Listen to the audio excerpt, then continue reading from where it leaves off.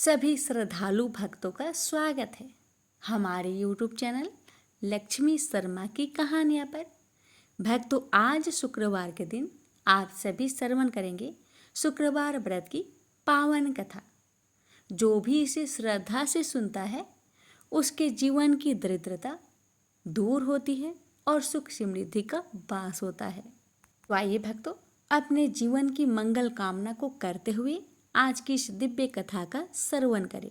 प्रेम से बोलिए जय माता दी। मनोहर एक प्राइवेट फर्म में साधारण पद पर कार्य करता था। जितना वेतन मिलता था उसमें घर खर्च मुश्किल से ही पूरा हो पाता था। यही कारण था कि वह धन का यथोचित संग्रह नहीं कर पाया। उसने इतना अवश्य किया था कि अपनी लड़की रचना को अच्छी शिक्षा दिलाने में लापरवाही नहीं बरती थी।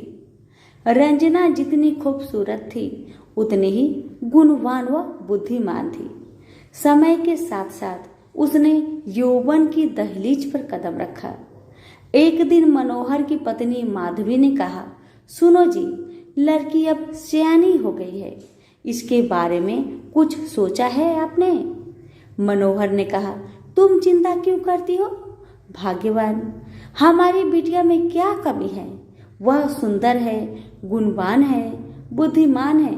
इसका हाथ मांगने के लिए तो लड़के वाले की लाइन लग जाएगी, तुम देखती रहना। लेकिन माँ तो माँ ही होती है।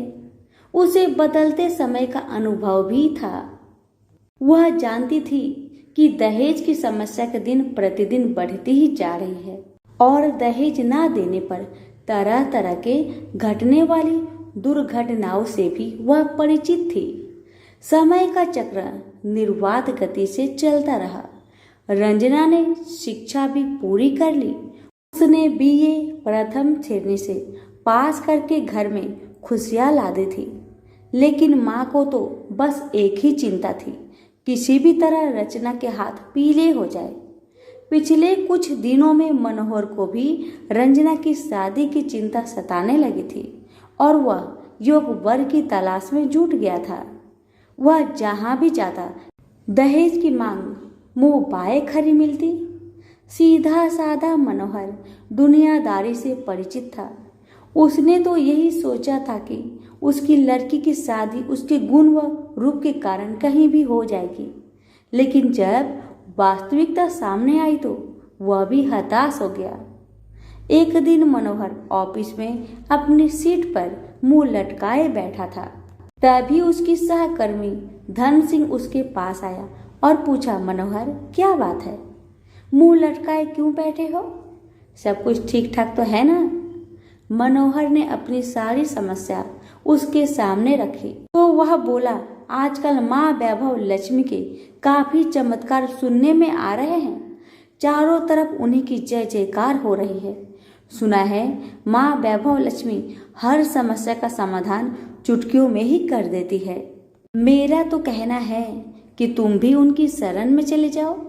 बिटिया के लिए योग वर खुद ब खुद तुम्हारे द्वार पर आ जाएगा। धन सिंह की बातों से मनोहर का विवेक जाग उठा और उसने पत्नी सहित माँ वैभव लक्ष्मी के 21 शुक्रवार तक व्रत रखने का संकल्प लिया। व्रत के दिन पति पत्नी माँ का ही गुणगान करते रहे और शाम को पूजन कर भोजन करते हैं। इस तरह जब 7वें शुक्रवार का व्रत था, उसी दिन उसकी फर्म का मालिक सेठ दीनदयाल उसके घर पहुंचा। उन्हें देखकर पहले तो मनोहर चौंका, फिर आओ भगत में जुट गया। सेठ दीनदयाल ने मनोहर से कहा, मनोहर बुरा न मानना, तो मैं एक बात कहूँ। मनोहर ने कहा, आप भी कैसी बातें करते हैं सेठ जी, आप तो बस आदेश करें। सेठ दीनदयाल ने कहा, तुम्हारी बेटी रचना मुझे और मेरे लड़के राजेश को बहुत पसंद है। मैं चाहता हूँ कि इन दोनों की शादी कर दी जाए। तुम्हें कोई आपत्ति हो तो मुझे कहो। मनोहर को कानों से सुने शब्द पर विश्वास नहीं हुआ। अपनी प्रसन्नता को मन में दबाते हुए बोला, सेठ जी, कहा आप राजा भोज के सामान और कहा मैं गंगू तेली जैसा। आपके सामने मेरी हैसियत ही क्या है? सेठ दीनदयाल ने उसकी बात को भांपते हुए कहा, मनोहर तुम किसी प्रकार की चिंता मत करना, यह शादी दहेज के बिना होगी। बस मुझे तो रचना जैसी गुणवान लड़की ही चाहिए। मनोहर और उसकी पत्नी माधवी ने इसे माँ का ही चमत्कार माना और एक दूसरे की तरफ देखते हुए स्वीकृति दे दी। फिर रचना की शादी बड़े धूमधाम से हुई, जिसे देखकर सभी दंग रह गए। शादी के बाद मनोहर और उसकी पत्नी 21 शुक्रवार व्रत पूरे किए। व्रत के अंतिम दिनों दोनों ने 21 कन्याओं को भोजन कराया तथा माँ वैभव लक्ष्मी का विधिवत पूजन कर व्रत कथा की 21 पुस्तकें माँ के श्रद्धालु भक्तों में बांटी। माँ की कृपा से मनोहर माधवी सुखपूर्वक रहने लगे। इधर 9 माह बाद रचना को पुत्र रत्न की प्राप्ति हुई। ये सब माँ के चमत्कार की बदौलत ही संभव हो पाया था। तो सभी मिलकर बोलिए, माँ वैभव लक्ष्मी की जय। कथा अच्छी लगे तो दूसरों को शेयर अवश्य करें। कथा। किसी गांव में अनेक लोग रहा करते थे और सभी अपने अपने कामों में मग्न रहते थे। किसी को किसी का चिंता फिक्र परवाह था ही नहीं, सब अपने से ही मतलब रखते थे। इसी कारण से भजन कीर्तन, भक्ति भाव, दया माया, परोपकार जैसे संस्कार कम हो गए। उस गांव में बुराइयां बढ़ गई थी। शराब, जुआ, रेस, व्यभिचार, चोरी डकैती वगैरह बहुत गुना शहर में होता रहता था। इसके बावजूद उस गांव में कुछ अच्छे लोग भी रहा करते थे। ऐसे ही लोगों में शीला और उनके पति की गृहस्थी मानी जाती थी। शीला बहुत धार्मिक प्रवृत्ति की थी और उसका स्वभाव संतोषी था। उनका पति भी विवेकी और सुशील था। शीला और उसका पति कभी किसी की बुराई नहीं किया करते थे और प्रभु भजन में अच्छी तरह समय व्यतीत करते थे। शहर के लोग उनकी गृहस्थी की सराहना करते थे। देखते ही देखते दिन बीतने लगा, समय बदल गया। शीला का पति बुरे लोगों से दोस्ती कर बैठा। अब होना क्या था वो तो हम सभी जानते हैं। अच्छे संगति का असर हमेशा अच्छा ही होता है, बुरा संगति का असर हमेशा बुरा ही होता है। इसलिए हमें हमेशा अच्छे संगति से संगत रखना चाहिए, बुरे से नहीं। अब जब शीला का पति बुरे लोगों से दोस्ती कर बैठा, अब वह जल्द से जल्द करोड़पति बनने का ख्वाब देखने लगा। इसलिए वह गलत रास्ते पर चल पड़ा। फलस्वरूप वह रोडपति बन गया। कहा जाता है ना, लालच बुरी बला है, इसीलिए लालच नहीं करना चाहिए। अपना ईमानदारी और मेहनत से आगे बढ़ना चाहिए। अब जब शीला का पति रोडपति बन गया, जानी रास्ते पर भटकते भिखारी जैसी उसकी हालत हो गई थी। शराब, जुआ, रेस, चरस, गांजा वगैरह बुरी आदतों में शीला का पति भी फंस चुका था। दोस्तों के साथ उसे भी शराब की आदत बुरी तरह लग गई थी। इस प्रकार उसने अपना सब कुछ रेस जुए में गवा दिया। अब तो शीला अपने पति के बर्ताव से बहुत दुखी रहने लगी, किंतु उसे भगवान पर भरोसा था कि सब कुछ ठीक हो जाएगा। यही सोचकर वह अपने पति के बुरे बर्ताव को सहने लगी। शीला अपना अधिकांश समय प्रभु की भक्ति में बिताने लगी। अचानक एक दिन दोपहर को उनके द्वार पर किसी ने दस्तक दिया। शीला ने द्वार खोलकर देखा कि एक माझी खड़ी थी। उनके चेहरे पर अलौकिक तेज निखर रहा था। उनकी आंखों में से मानो अमृत की वर्षा हो रहा था। उनका भव्य चेहरा करुणा और प्यार से छलक रहा था। उनको देखते ही शीला के मन में अपार शांति छा गई। सारी चिंता मिट गई। शीला के रोम रोम में आनंद छा गया। शीला उस माझी को आदर के साथ अपने घर ले आई। दुख का बात यह था कि शीला के घर में बैठाने के लिए कुछ भी नहीं था कि माँ जी को किस पर बैठाया जाए। बेचारी यह सोच विचार के उसने एक सकुचाकर एक फटी हुई चादर पर उनको बिठाया और शीला ने कहा, माँ जी, मेरे घर में और कुछ भी नहीं है जो मैं आपको बैठा सकूं, इसलिए माँ मुझे माफ करना, मैं आपको फटी हुई चादर पर बैठा रही हूँ। माँ तो शीला की बातों से मंद मंद मुस्कुरा रही थी। माँ तो शीला की हर कहानी को जानती थी कि उसका पति उसके साथ कैसा व्यवहार कर रहा है, बेचारी कितने दुख में है। शीला के बातें सुन माँ जी प्रेम भरी शब्दों से बोली, शीला, क्यों मुझे तुमने पहचाना नहीं? हर शुक्रवार को लक्ष्मी जी के मंदिर में भजन कीर्तन के समय मैं ही तो वहाँ आती हूँ। इसके बावजूद शीला कुछ नहीं समझ पा रही थी। फिर माँ जी ने कहा, तुम बहुत दिनों से मंदिर नहीं आ रही हो, अतः मैंने सोचा चलो मैं ही देख लेती हूँ। माँ जी के अति प्रेम भरे शब्दों से शीला का हृदय पिघल गया। उसकी आंखों में आंसू आ गए और वह बिलख बिलख कर जोर जोर से रोने लगी। शीला को रोते देखकर माँ जी ने कहा, बेटी, सुख और दुख तो धूप और छांव जैसे होते हैं, धैर्य रखो बेटी, धैर्य रखो। और तुझे क्या परेशानी है, मुझे सारी परेशानी बता दे। माँ जी के व्यवहार से शीला को काफी संबल मिला और सुख की आस में उसने माँ जी को अपनी सारी दुख की कहानी सुना दी। कहानी सुनकर माँ जी ने कहा, कर्म की गति न्यारी होती है, हर इंसान को अपने कर्म भुगतने ही पड़ते हैं, इसलिए बेटी तू चिंता मत कर, अब तू कर्म भुगत चुकी है, अब तुम्हारे सुख के दिन अवश्य आएगी। तू माँ लक्ष्मी जी की भक्त है।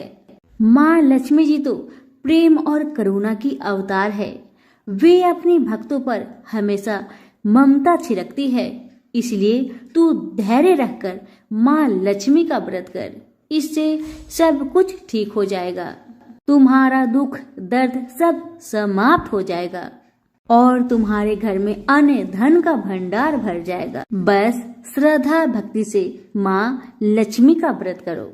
माँ जी की बात सुन शीला पूछने लगी, माँ, व्रत की विधि तो मुझे पता नहीं। तब माँ जी ने उसे व्रत की सारी विधि भी बताई। माँ जी ने कहा, बेटी, माँ लक्ष्मी जी का व्रत बहुत सरल है, उसे वर लक्ष्मी व्रत या वैभव लक्ष्मी व्रत कहा जाता है। यह व्रत करने वाले की सब मनोकामना पूरी होती है, वह सुख संपत्ति और यश प्राप्त करता है। शीला यह सब सुनकर आनंदित हो उठी। शीला ने संकल्प करके आंखें खोली तो सामने कोई नहीं था। वह विस्मित हो गई कि माँ जी कहाँ गई? अभी तो माँ जी मेरे सामने खड़ी थी।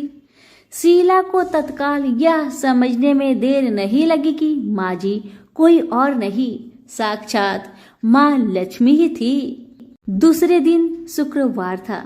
सवेरे स्नान करके स्वच्छ कपड़े पहनकर शीला ने माँ जी द्वारा बताई विधि से पूरे मन से श्रद्धा भक्ति से व्रत किया और आखिर में प्रसाद वितरण हुआ। यह प्रसाद पहले पति को खिलाया। प्रसाद खाते ही पति के स्वभाव में फर्क पड़ गया। माँ लक्ष्मी की कृपा से उसका पति जिस दिन प्रसाद खाया उस दिन अपनी पत्नी को मारा पीटा नहीं, सताया भी नहीं। शीला को बहुत अच्छा लगा। शीला के मन में तो अब पहले से भी ज्यादा वैभव लक्ष्मी व्रत के लिए श्रद्धा बढ़ गई। शीला ने पूर्ण श्रद्धा भक्ति के साथ 21 शुक्रवार तक वैभव लक्ष्मी व्रत किया। 21वें शुक्रवार को माँ जी के कहे मुताबिक उद्धापन विधि करके 7 स्त्रियों को वैभव लक्ष्मी व्रत की 7 पुस्तक उपहार में दी। फिर माता जी के धन लक्ष्मी स्वरूप की छवि को बंधन करके भाव से मन ही मन प्रार्थना करने लगी।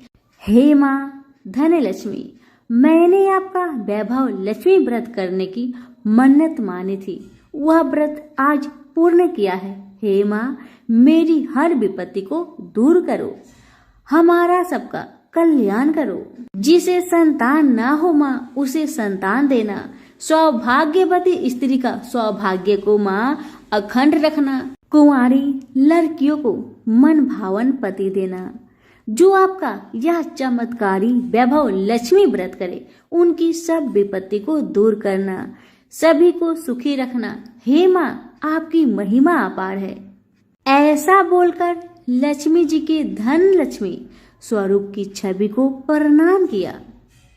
व्रत के प्रभाव से शीला का पति अच्छा इंसान बन गया और अब शीला का पति मेहनत करके व्यवसाय करने लगा। उसने तुरंत शीला की गिरवी रखे गहने छुड़ा लिए। घर में धन की बाढ़ सी आ गई। घर में पहले जैसी सुख शांति छा गई। वैभव लक्ष्मी व्रत का प्रभाव देखकर मोहल्ले की दूसरी स्त्रियां भी विधि पूर्वक वैभव लक्ष्मी व्रत करने लगी। सभी प्रेम से बोले, वैभव लक्ष्मी माता की जय हो। आइए अब जानते हैं वैभव लक्ष्मी व्रत का उद्यापन विधि। 7, 11 या 21 जितने भी शुक्रवार की मन्नत मांगी हो, उतने शुक्रवार तक यह व्रत पूरी श्रद्धा तथा भावना के साथ करना चाहिए। आखिरी शुक्रवार को इसका शास्त्रीय विधि के अनुसार उद्यापन करना चाहिए। आखिरी शुक्रवार को प्रसाद के लिए खीर बनानी चाहिए। जिस प्रकार हर शुक्रवार को हम पूजन करते हैं, वैसे ही करना चाहिए। पूजन के बाद माँ के सामने एक श्रीफल फोड़े, फिर कम से कम 7 कुंवारी कन्या या सौभाग्यशाली स्त्रियों को कुमकुम का तिलक लगाकर माँ वैभव लक्ष्मी व्रत कथा की किताब की एक प्रति उपहार में देनी चाहिए और सबको खीर का प्रसाद देना चाहिए। इसके बाद माँ लक्ष्मी जी को श्रद्धा सहित प्रणाम करना चाहिए। फिर माता जी के धन लक्ष्मी स्वरूप की छवि को वंदन करके भाव से मन ही मन प्रार्थना करे, हे माँ धन लक्ष्मी, मैंने आपका वैभव लक्ष्मी व्रत करने की मन्नत मानी थी, यह व्रत आज पूर्ण किया है। हे माँ, हमारी मनोकामना पूर्ण करे, हमारी हर विपत्ति को दूर करे, हम सबका कल्याण करे। जिसे संतान ना हो, उसे संतान देना। सौभाग्यवती स्त्री का सौभाग्य अखंड रखना। कुंवारी लड़की को मन भावन पति देना। जो आपका यह चमत्कारी वैभव लक्ष्मी व्रत करे, उनकी सब विपत्ति दूर करना, सभी को सुखी करना। हे माँ, आपकी महिमा अपार है, आपकी जय हो। ऐसा बोलकर लक्ष्मी के धन लक्ष्मी स्वरूप की छवि को प्रणाम करे। सभी प्रेम से बोलिए, वैभव लक्ष्मी माता की जय हो। एक बुढ़िया माई थी, उसके 7 लड़के थे। 6 कमाने वाले थे और एक निकम्मा था, कमाता कुछ नहीं था। बुढ़िया माई अपनी 6 बेटों के लिए भोजन बनाती थी और उनको भोजन कराती और उनसे जो कुछ जूठन बचती वह 7वें बेटे को देती थी। एक दिन 7वां बेटा अपनी पत्नी से बोला, देखो मेरी माँ को मुझ पर कितना प्रेम है। वह बोली, क्यों नहीं, सबका जो जूठा तुमको खिलाती है। वह बोला, ऐसा नहीं हो सकता, मैं जब तक अपनी आंखों से ना देख लूं, मैं मान नहीं सकता कि मेरी माँ मेरे साथ ऐसा कर सकती है। कुछ दिन बाद त्योहार आया। घर में 7 प्रकार के भोजन और चूरमे के लड्डू बने। अब सबसे छोटे लड़के ने, यानी कि 7वें लड़के ने, अपना सिर दुखने का बहाना बनाया और पतला चादर ओढ़कर रसोई घर में सो गया, ये देखने के लिए कि मेरी माँ मुझे जूठे भोजन देती है या फिर बनाई हुई ताजी भोजन देती है।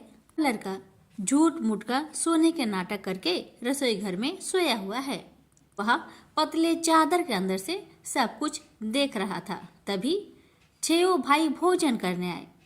उसने देखा माँ ने उनके लिए सुंदर आसन बिछाया, नाना प्रकार की रसोई परोसी और आग्रह करके उन्हें जिमाया और वह देखता रहा। तब 6 भाइयों ने भोजन करके उठा तब माँ ने क्या किया कि उनकी बची हुई भोजन, जूठी भोजन थालियों में से इकट्ठा करके सभी लड्डुओं के टुकड़ों को उठाकर एक लड्डू बनाया और सभी जूठन को साफ करके बुढ़िया ने अपने सबसे छोटे लड़के को पुकारा, बेटा 6 भाई भोजन करके चले गए, अब तू ही बाकी है, उठ और खाना खा ले। तब वह बेटा कहने लगा, माँ मुझे आज भूख नहीं लगा है, मुझे भोजन नहीं करना, मैं अब जहाँ नहीं रहूँगा, मैं परदेश चला जाऊँगा। अपने बेटे की बातें सुन माँ ने कहा, बेटा तू कल जाना चाहता है ना, कल क्यों जाएगा, तुम आज ही चला जा। तब बेटा बोला, हाँ माँ मैं आज ही चला जा रहा हूँ। यह कहकर वह घर से निकल गया। चलते समय पत्नी की याद आई, वह गौशाला में उपले थाप रही थी। वहां जाकर वह बोला, हम जावे परदेश, आवेंगे कुछ काल, तुम रहियो संतोष से, धर्म अपनो पाल। पत्नी बोली, जाओ पिया आनंद से, हमरो सोच हटाए, राम भरोसे हम रहे, ईश्वर तुम्हें सहाय। दो निशानी आपन, देख धरो में धीर, सुधी मती हमारी, बिसारियो रखियो मन गंभीर। पति बोला, मेरे पास तो कुछ नहीं, यह अंगूठी है, सुले और अपनी कुछ निशानी मुझे भी दे। पत्नी बोली, मेरे पास क्या है, यह गोबर से भरा हाथ। यह कहकर पति की पीठ पर गोबर के हाथ की थाप मार दी। अब पति चल दिया। चलते चलते दूर देश पहुंचा। वहां एक साहूकार की दुकान थी। वहां जाकर कहने लगा, भाई मुझे नौकरी पर रख लो। साहूकार को जरूरत थी तो वह बोला, रह जाओ। लड़के ने पूछा, तनख्वाह क्या दोगे? तो साहूकार ने कहा, तुम्हारा काम देखकर तब हम दाम देंगे। साहूकार की नौकरी मिली। वह सुबह 7 बजे से 10 बजे तक नौकरी करने लगा। कुछ दिनों में दुकान का सारा लेन देन, हिसाब किताब, ग्राहकों को माल बेचना, सारा काम करने लगा। साहूकार के 7-8 नौकर थे। वे सब चक्कर खाने लगे। यह तो बहुत होशियार बन गया है। सेठ ने भी काम देखा और 3 महीने में ही उसे आधे मुनाफे का हिस्सेदार बना लिया। वह कुछ वर्ष में ही नामी सेठ बन गया और मालिक सारा कारोबार उस पर छोड़कर चला गया। इधर पति की अनुपस्थिति में उसकी पत्नी को सास ससुर दुख देने लगे। सारी गृहस्थी का काम करा के उसे लकड़ी लेने जंगल में भेजते हैं। इस बीच घर के आटे से जो भूसी निकलती उसकी रोटी बनाकर रख दी जाती और उसके साथ ही फूटे नारियल की नारेली में पानी। एक दिन वह लकड़ी लेने जा रही थी। रास्ते में बहुत सी स्त्रियां संतोषी माता की व्रत करते दिखाई दी। वह लड़की खड़ी होकर कथा सुनने लगी और पूछा, बहनों तुम किस देवता की व्रत करती हो और उसके करने से क्या फल मिलता है? यदि तुम इस व्रत का विधान मुझे समझाकर कहोगी तो मैं तुम्हारा बड़ा एहसान मानूंगी। तब उनमें से एक स्त्री बोली, सुनो बहन, यह संतोषी माता का व्रत है। इसके करने से निर्धनता, दरिद्रता का नाश होता है और जो कुछ मन में कामना हो सब संतोषी माता की कृपा से पूरी होती है। तब उसने उससे व्रत की विधि पूछी। वह भक्तिनी स्त्री बोली, 1.25 आने का गुड़ चना लेना, इच्छा हो तो 5.25 आने का लेना या फिर 1.25 रुपए का भी सहूलियत के अनुसार लाना। बिना परेशानी और श्रद्धा व प्रेम से जितना भी बन पड़े सवाया लेना। प्रत्येक शुक्रवार को निराहार रहकर कथा सुनना। इसके बीच कर्म टूटे नहीं, लगातार नियम पालन करते रहना। सुनने वाला कोई ना मिले तो घी का दीपक जला उसके आगे या जल के पात्र के सामने रखकर कथा कहना। जब कार्य सिद्ध ना हो नियम का पालन करना और कार्य सिद्ध हो जाने पर व्रत का उद्यापन करना। 3 मास में माता फल पूरा करती है। यदि किसी के ग्रह खोटे भी हो तो भी माता वर्ष भर में कार्य सिद्ध करती है। फल सिद्ध होने पर उद्यापन कर लेना चाहिए, बीच में नहीं। उद्यापन में 2.5 सेर आटे का खाजा तथा इसी परिमाण में खीर तथा चने का साग करना। 8 लड़कों को भोजन कराना, जहाँ तक मिले देवर जेठ भाई बंधु के हो, न मिले तो रिश्तेदारों और पास पड़ोसियों को बुलाना। उन्हें भोजन करा यथाशक्ति दक्षिणा दे, माता का नियम पूरा करना। उस दिन घर में खटाई न खाना। यह सुन बुढ़िया माई के लड़के की बहू चल दी। रास्ते में लकड़ी की बोझ को बेच दिया और उन पैसों से गुड़ चना ले माता की व्रत की तैयारी कर आगे चली और सामने मंदिर देखकर पूछने लगी, यह मंदिर किसका है? सब कहने लगे, संतोषी माता का मंदिर है। यह सुनकर माता के मंदिर में जाकर चरणों में लौटने लगी। दीन हो विनती करने लगी, माँ मैं निपट अज्ञानी हूँ, व्रत के कुछ भी नियम नहीं जानती, मैं दुखी हूँ। हे माँ जगत जननी, मेरा दुख दूर कर, मैं तेरी शरण में आई हूँ। माता को दया आई। एक शुक्रवार बीता कि दूसरे को उसके पति का पत्र आया और तीसरे शुक्रवार को उसका भेजा हुआ पैसा आ पहुंचा। यह देख जेठ जेठानी मुंह सिडोकने लगी। लड़के ताने देने लगे। काकी के पास पत्र आने लगे, रुपया आने लगा। अब तो काकी की खातिर बढ़ेगी। बेचारी सरलता से कहती, भैया कागज आवे रुपया आवे, हम सब के लिए अच्छा है। ऐसा कहकर आंखों में आंसू भरकर संतोषी माता के मंदिर में आ मातेश्वरी के चरण में गिरकर रोने लगी। माँ मैंने तुमसे पैसा कब मांगा है माँ? मुझे पैसे से क्या काम है माँ? मुझे तो अपने सुहाग से काम है। मैं तो अपनी स्वामी के दर्शन मांगती हूँ माँ। तब माता ने प्रसन्न होकर कहा, जा बेटी तेरा स्वामी आएगा। यह सुनकर खुशी से बावली होकर घर जा पहुंची, अपना काम काज करने लगी। अब संतोषी माँ विचार करने लगी, इस भोली पुत्री को मैंने कह तो दिया कि तेरा पति आएगा, लेकिन कैसे? वह तो इसे सपने में भी याद नहीं करता। उसे याद दिलाने को मुझे ही जाना पड़ेगा। इस तरह माता जी उस बुढ़िया के बेटे के पास जा सपना में प्रकट हो कहने लगी, साहूकार के बेटे तुम सो रहा है या जागता है? वह कहने लगा, माता मैं सोता भी नहीं जागता भी नहीं, कहो क्या आज्ञा है? माता कहने लगी, तेरे घर बार कुछ है कि नहीं? वह बोला, मेरे पास सब कुछ है माँ। माँ बाप है, पत्नी है, क्या कमी है माँ?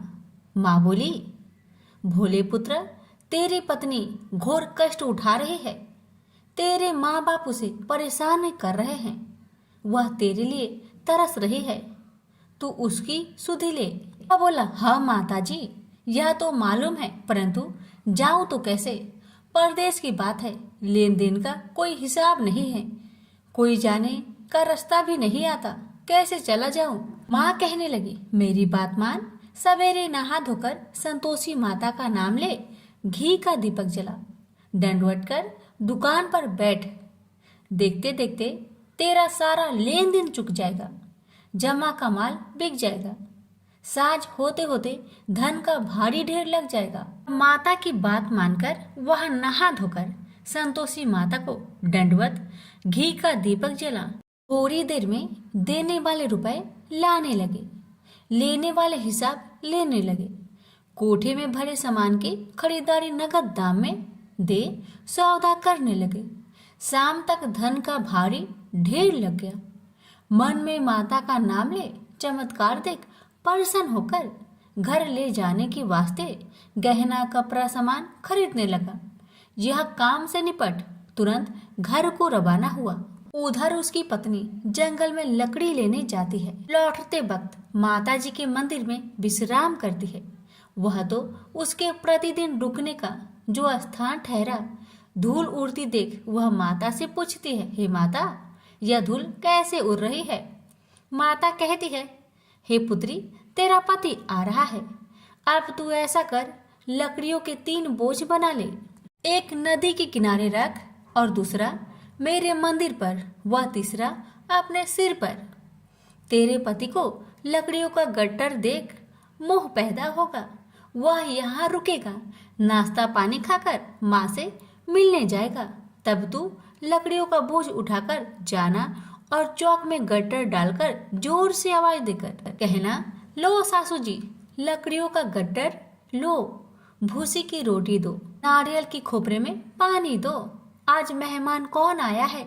माताजी बहुत अच्छा कहकर वह प्रसन्न मन से लकड़ियों के 3 गट्टर बनाई, एक नदी के किनारे पर और एक माताजी के मंदिर पर रखा। इतने में मुसाफिर आ पहुंचा। सूखी लकड़ी देख उसकी इच्छा उत्पन्न हुई कि हम यहीं पर विश्राम करें और भोजन बनाकर खा पीकर गांव जाए। इसी तरह रुककर भोजन बना, विश्राम करके गांव को गया, सबसे प्रेम से मिला। उसी समय सिर पर लकड़ी का गट्टर लिए वह उतावली सी आती है, लकड़ियों का भारी बोझ आंगन में डालकर जोर से 3 आवाज देती है, लो सासू जी, लकड़ियों का गट्टर लो, भूसी की रोटी दो, आज मेहमान कौन आया है। यह सुनकर उसकी सास बाहर आकर अपने दिए हुए कष्टों को भुलाने हेतु कहती है, बहू ऐसा क्यों कहती है, तेरा मालिक ही तो आया है, आ बैठ, मीठा भात खा, भोजन कर, कपड़े पहन, गहने पहन।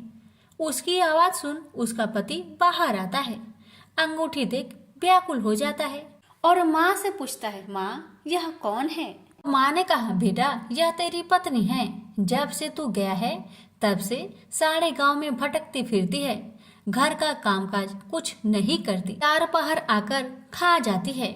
वह बोला, ठीक है माँ, मैंने इसे भी देखा और तुम्हें भी, अब दूसरे घर की ताली दो, मैं उसमें रहूंगा। माँ बोली, ठीक है, जैसी तेरी मर्जी। तब वह दूसरे मकान की तीसरी मंजिल का कमरा खोल सारा सामान जमाया। एक दिन में ही राजा के महल के जैसा ठाट बाट बन गया। अब क्या था, बहू सुख भोगने लगी। इतने में शुक्रवार आया।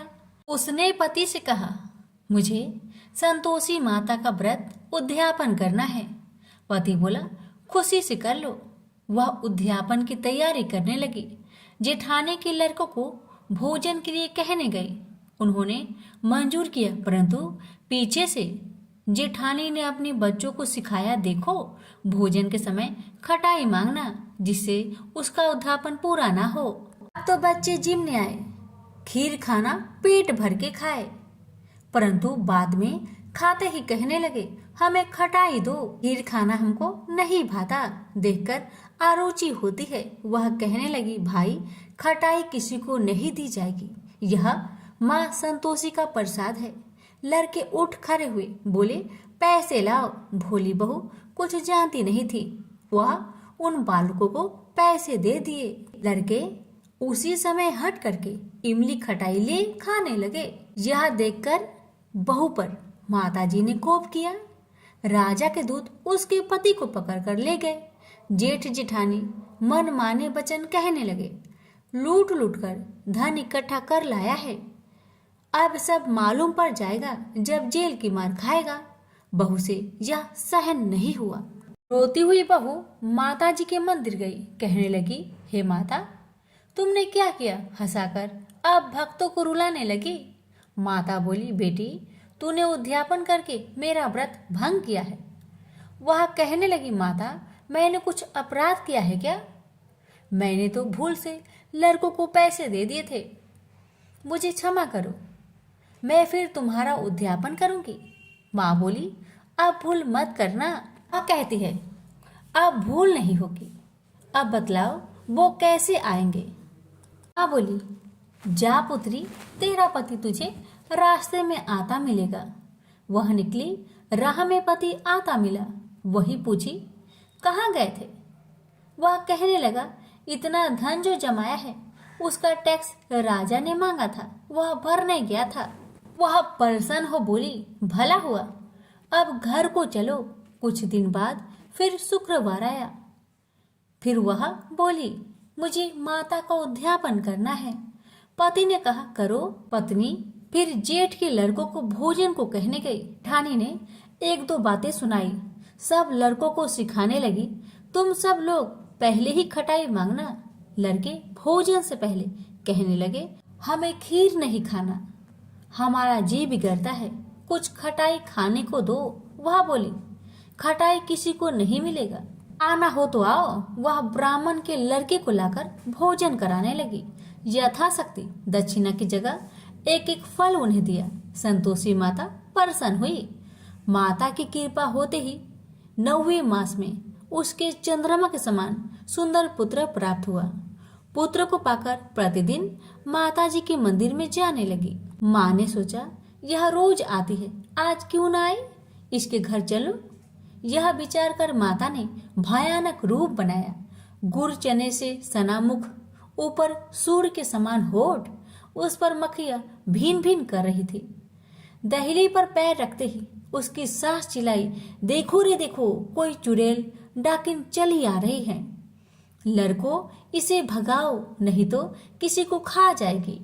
लड़के भागने लगे, चिल्लाकर खिड़की बंद करने लगे। बहू रोशनदान में देख रही थी। प्रसन्नता से पगली बन चिल्लाने लगी, आज मेरी माँ मेरे घर आई है, आज मेरी माता मेरे घर आई है। वह बच्चों को दूध पीने से हटाती थी। इतने में सास का क्रोध फट पड़ा। वह बोली, क्यों उतावली हुई है, बच्चे को पटक दिया। इतने में माँ के प्रताप से लड़के ही लड़के नजर आने लगे। वह बोली, माँ, जिसका मैं व्रत करती हूँ, यह वही संतोषी माता है। सबने माता जी के चरण पकड़ लिए और विनती कर कहने लगे, हे माता, हम मूर्ख हैं, अज्ञानी हैं, तुम्हारे व्रत की विधि हम नहीं जानते। व्रत भंग कर हमने बड़ा अपराध किया है। जग माता, आप हमारा अपराध क्षमा करो। इस प्रकार माता प्रसन्न हुई। बहू को प्रसन्न हो जैसा फल दिया, वैसा माता सबको दे। जो पढ़े उसका मनोरथ पूर्ण हो, जो सुने उसका भी मनोरथ पूर्ण हो। प्रेम से बोलिए, संतोषी माता की जय। माँ अन्नपूर्णा माता की व्रत कथा। एक समय की बात है। काशी निवासी धनंजय की पत्नी का नाम सुलक्षणा था। उसे अन्य सब सुख प्राप्त थे, केवल निर्धनता ही उसके दुख का एकमात्र कारण थी। यह दुख उसे हर समय सताता रहता था। एक दिन सुलक्षणा पति से बोली, स्वामी, आप कुछ उद्यम करो तो काम चले। इस प्रकार कब तक काम चलेगा? सुलक्षणा की बात धनंजय के मन में बैठ गई और वह उसी दिन विश्वनाथ शंकर जी को प्रसन्न करने के लिए बैठ गया और कहने लगा, हे देवाधिदेव विश्वेश्वर, मुझे पूजा पाठ कुछ नहीं आता है, केवल आपके भरोसे बैठा हूँ। इतनी विनती करके वह 2-3 दिन भूखा प्यासा बैठा रहा। यह देखकर भगवान शंकर ने उसके कान में अन्नपूर्णा अन्नपूर्णा अन्नपूर्णा इस प्रकार 3 बार कहा। यह कौन क्या कह गया? इसी सोच में धनंजय पड़ गया कि मंदिर से आते ब्राह्मणों को देखकर पूछने लगा, पंडित जी, अन्नपूर्णा कौन है? ब्राह्मणों ने कहा, तू अन्न छोड़कर बैठा है, सो तुझे अन्न की बात सूझती है, जा घर जाकर अन्न ग्रहण कर। धनंजय घर गया, स्त्री से सारी बात कही। वह बोली, नाथ, चिंता मत करो, स्वयं शंकर जी ने यह मंत्र दिया है, वे स्वयं ही खुलासा करेंगे, आप फिर जाकर उनकी आराधना करो। धनंजय फिर जैसा कि तैसा पूजा में बैठ गया। रात्रि में शंकर जी ने आज्ञा दी और कहा, तू पूर्व दिशा में चला जा। वह अन्नपूर्णा का नाम जपता जाता और रास्ते में फल खाता, झरनों का पानी पीता जाता। इस प्रकार कितने ही दिनों तक चलता गया। वहां उसे चांदी सी चमकती वन की शोभा देखने में आई। सुंदर सरोवर देखने में या उनके किनारे कितनी ही अप्सराएं झुंड बनाए बैठी थी। एक कथा सुनाती और सब मिलकर माँ अन्नपूर्णा इस प्रकार बार बार कहती थी। जहाँ अगहन मास की उजेली रात्रि थी और आज से ही व्रत का प्रारंभ था। जिस शब्द की खोज करने वह निकला था वह उसे वहां सुनने को मिला। धनंजय ने उसके पास जाकर पूछा, हे देवियों, आप यहाँ क्या करती हो? उन सब ने कहा, हम माँ अन्नपूर्णा का व्रत करती हैं। धनंजय ने पूछा, व्रत पूजा करने से क्या होता है? यह किसी ने किया भी है? इसे कब किया जाए? कैसा व्रत है और कैसी विधि है? मुझसे भी विस्तार से बताओ। वे कहने लगी, इस व्रत को सब कोई कर सकते हैं। 21 दिन तक के लिए 21 गांठ का सूत्र लेना चाहिए। 21 दिन यानी न बने तो एक दिन उपवास करे, या भी ना बने तो केवल कथा सुनकर प्रसाद ले। निराहार रहकर कथा कहे, कथा सुनने वाला कोई न मिले तो पीपल के पत्तों को रख, सुपारी या घृत कुमारी वृक्ष को सामने कर, दीपक को साक्षी कर, सूर्य, गाय, तुलसी या महादेव को बिना कथा सुनाए मुख में दाना न डाले। यदि भूल से कुछ पड़ जाए तो एक दिवस फिर उपवास करे। व्रत के दिन क्रोध न करे और झूठ ना बोले। धनंजय बोला, इस व्रत के करने से क्या होगा? वे कहने लगी, इसके करने से अंधों को नेत्र मिले, लुल्लू को हाथ मिले, निर्धन के घर धन आए, बाझिन को संतान मिले, मूर्ख को विद्या आए। जो जिस कामना से व्रत करे माँ उसकी इच्छा पूरी करती है। वह कहने लगा, बहनों, मेरे पास भी धन नहीं है, विद्या नहीं है, कुछ भी तो नहीं है। मैं तो दुखिया ब्राह्मण हूँ। मुझे इस व्रत का सूत दोगी? हाँ भाई, तेरा कल्याण हो, हम तुम्हें अवश्य देंगे। ले, इस व्रत का मंगल सूत्र ले। धनंजय ने व्रत किया। व्रत पूरा हुआ तभी सरोवर में से 21 खंड की स्वर्ण सीढ़ी हीरा मोती जड़ी हुई प्रकट हुई। धनंजय अन्नपूर्णा अन्नपूर्णा कहता जाता था। इस प्रकार कितनी ही सीढ़ियां उतर गया तो क्या देखता है कि करोड़ों सूर्य से प्रकाशमान अन्नपूर्णा का मंदिर है। उसके सामने स्वर्ण सिंहासन पर माता अन्नपूर्णा विराजमान है। सामने भिक्षा हेतु शंकर भगवान खड़े हैं। देवांगनाएं चवर डुलाती है। कितनी ही हथियार बांधे पहरा देती है। धनंजय दौड़कर जगदम्बा के चरणों में गिर गया। देवी उसके मन का कलेश जान गई। धनंजय कहने लगा, माता, आप तो अंतर्यामी हो, आपको अपनी दशा क्या बताऊं? माता बोली, मेरा व्रत किया है, जा, संसार तेरा सत्कार करेगा। माता ने धनंजय की जिह्वा पर बीज मंत्र लिख दिया। अब तो उसके रोम रोम में विद्या प्रकट हो गई। इतने में क्या देखता है कि वह काशी विश्वनाथ के मंदिर में खड़ा है। माँ का वरदान ले धनंजय घर आया। सुलक्षणा से सब बात कही। माता जी की कृपा से उसके घर में संपत्ति उमड़ने लगी। छोटा सा घर बहुत बड़ा गिना जाने लगा। जैसे शहद के छत्तों में मक्खियां जमा होती है, उसी प्रकार अनेक सगे संबंधी आकर उसकी बड़ाई करने लगे। कहने लगे, इतना धन और इतना बड़ा घर, सुंदर संतान नहीं हो तो इस कमाई का कौन भोग करेगा? सुलक्षणा से संतान नहीं है, इसलिए तुम दूसरा विवाह करो। अनिच्छा होते हुए भी धनंजय को दूसरा विवाह करना पड़ा और सुलक्षणा को स्वाद का दुख उठाना पड़ा। इस प्रकार दिन बीतते गए और अगहन मास आया। नए बंधन से बंधे पति से सुलक्षणा ने कहलाया कि हम व्रत के प्रभाव से सुखी हुए हैं, इस कारण यह व्रत छोड़ना नहीं चाहिए। यह माता जी का प्रताप है जो हम इतने संपन्न और सुखी हैं।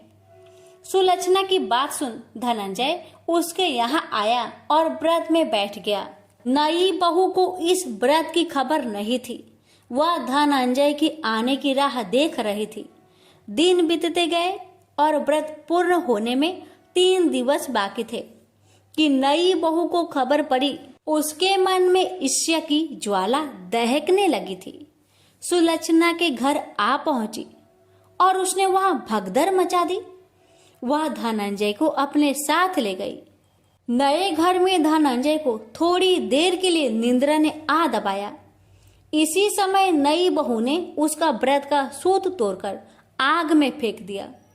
अब तो माता जी का कोप जाग गया। घर में अकस्मात आग लग गई। सब कुछ जलकर खाक हो गया। सुलक्षणा जान गई और पति को फिर अपने घर ले आई। नई बहू रूठकर माता पिता के घर जा बैठी। पति को परमेश्वर मानने वाली सुलक्षणा बोली, नाथ घबराना नहीं, माता जी की कृपा अलौकिक है। पुत्र कुपुत्र हो जाता है पर माता कुमाता नहीं होती। अब आप श्रद्धा और भक्ति से आराधना शुरू करो, वे जरूर हमारा कल्याण करेगी। धनंजय फिर माता के पीछे पड़ गया। फिर वही सरोवर सीढ़ी प्रकट हुई। उसमें माँ अन्नपूर्णा कहकर वह उतर गया। वहां जा माता जी के चरणों में रुदन करने लगा। माता प्रसन्न होकर बोली, यह मेरी स्वर्ण की मूर्ति ले, उसकी पूजा करना, तू फिर सुखी हो जाएगा। जा, तुझे मेरा आशीर्वाद है। तेरी स्त्री सुलक्षणा ने श्रद्धा से मेरा व्रत किया है, उसे मैंने पुत्र दिया है। धनंजय ने आंखें खोली तो खुद को काशी विश्वनाथ के मंदिर में खड़ा पाया। वहां से फिर उसी प्रकार घर को आया। इधर सुलक्षणा के दिन चढ़े और महीने पूरे होते ही पुत्र का जन्म हुआ। गांव में आश्चर्य की लहर दौड़ गई। इस प्रकार उसी गांव के निसंतान सेठ के पुत्र होने पर उसने माता अन्नपूर्णा का मंदिर बनवा दिया।